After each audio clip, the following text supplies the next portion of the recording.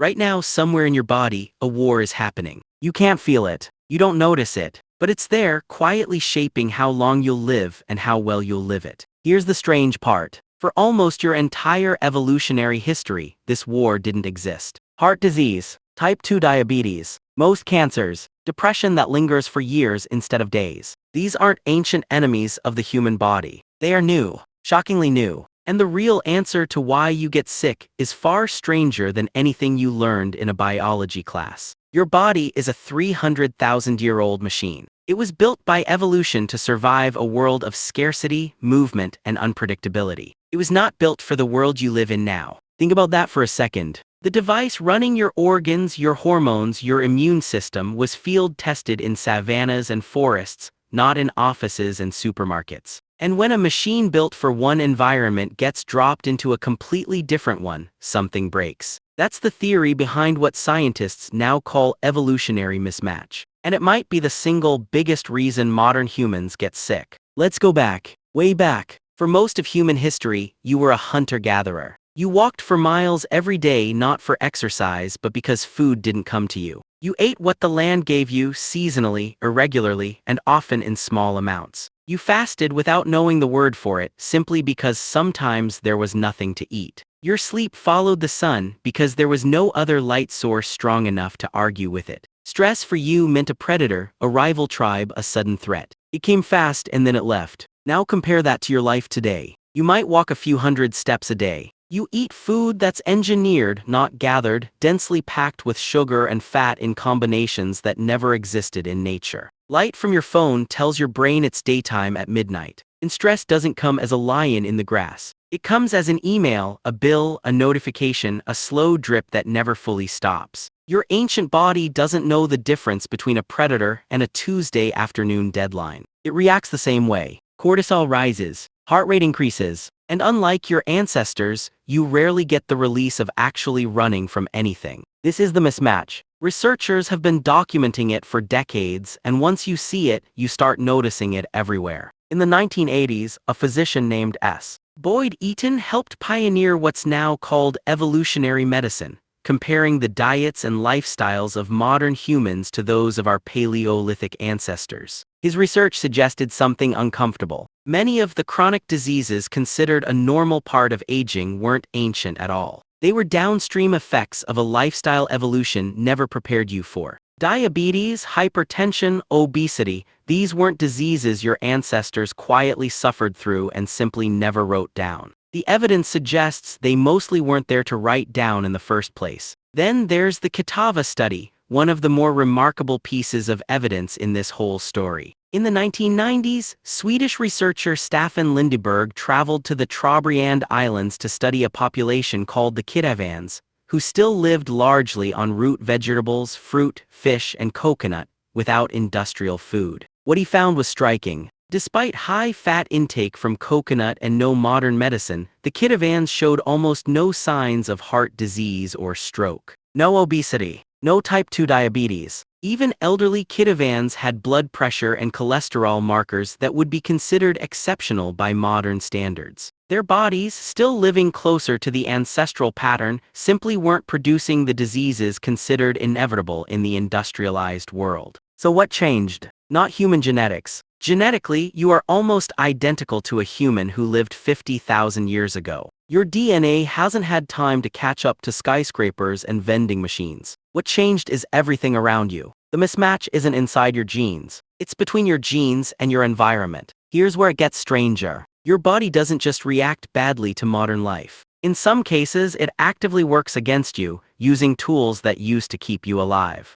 Take fat storage. For most of human history, the ability to store fat efficiently was a survival advantage. Feast when food was available because famine was coming, sometimes without warning. The bodies best at converting extra calories into stored fat were the bodies that survived the lean seasons. That trait got passed down, generation after generation, quietly written into your biology. Geneticist James Neal proposed something similar in 1962, calling it the thrifty gene hypothesis. The idea that genes optimized for feast and famine cycles become a liability the moment famine disappears completely. And in most of the modern world, famine has disappeared. but the genes haven't caught up. Your body still braces for a shortage that never comes. It still stores fat aggressively, still craves calorie-dense food, still treats sugar like a rare and precious resource because for almost all of human history it was. Now sugar is in almost everything, available constantly, cheap and engineered to be irresistible, and your ancient survival mechanism becomes a modern liability. Is your body broken? Not exactly. It's doing exactly what it was designed to do. The world just changed faster than the design could. This same mismatch shows up almost everywhere you look, once you know where to look for it. Consider sleep. For nearly all of human history, darkness meant rest. Firelight was dim and warm, nothing like the blue-white glow of a phone screen held inches from your face. Researchers studying circadian rhythms have found that artificial light, especially blue wavelengths, suppresses melatonin production, tricking your brain into thinking it's still daytime long after the sun has gone down. Your ancestors never had to fight their own biology just to fall asleep. You do every single night, scrolling in bed while your brain quietly wonders why the sun refuses to set. Or consider movement. Humans evolved to move constantly throughout the day, not in short, intense bursts followed by hours of stillness. Anthropologists studying groups like the Hadza people of Tanzania,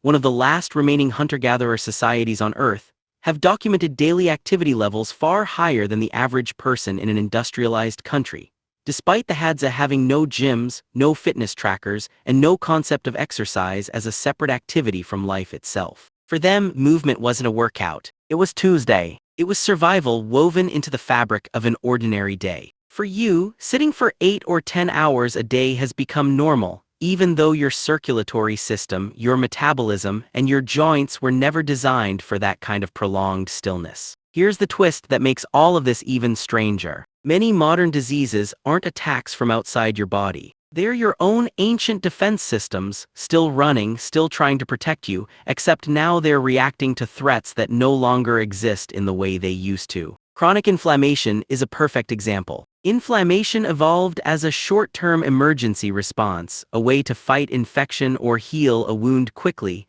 then shut itself back off. It was supposed to turn on, do its job, and disappear. But researchers studying modern lifestyles have found that processed food, chronic stress, and lack of movement can keep this inflammatory response quietly switched on for years, even decades. Instead of healing a wound, it slowly damages blood vessels, organs, and tissue from the inside. The system built to save your life becomes the system slowly wearing it down. Not because it's malfunctioning, because it never learned that the emergency was supposed to end. Have you ever wondered why stress feels so exhausting, even when nothing physically happened to you? That's the same mismatch, wearing a different mask. Your body still floods itself with the same hormones it would use to fight a predator or sprint away from danger. But there's no predator. There's no sprint. Just a body braced for action that never comes, day after day, quietly grinding itself down. The same logic stretches even further, into places you might not expect. Take mental health. For most of human history, you didn't experience life alone. You lived in small, tightly bonded groups surrounded by the same faces every day,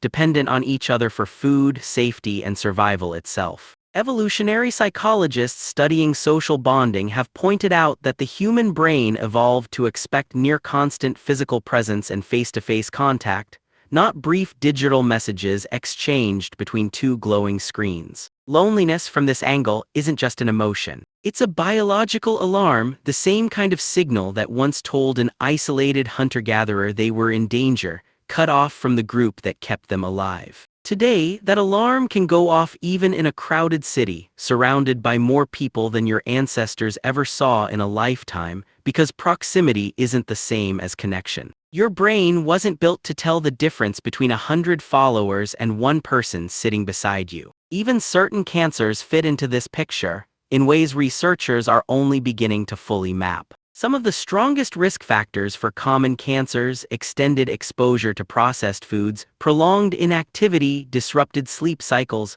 chronic low-grade inflammation are almost all downstream symptoms of the same mismatch. That doesn't mean modern life invented cancer. Ancient skeletons show occasional evidence of tumors, and mutation has always been part of biology. But the rates seen in industrialized nations today, especially cancers linked to metabolism and inflammation, appear to climb sharply alongside the same lifestyle shifts researchers like Eaton and Lindeberg were describing. The pattern keeps repeating. A body tuned by scarcity dropped into abundance doesn't simply adjust. It strains. So if this is true, if so many modern diseases are really a mismatch between an ancient body and a new environment, does that mean they are avoidable? Not entirely. Genetics still matter. Access to healthcare still matters. Life is not that simple, and no single explanation covers every case. But the evidence suggests something powerful. Small shifts back toward the patterns your body was designed for, more natural movement throughout the day,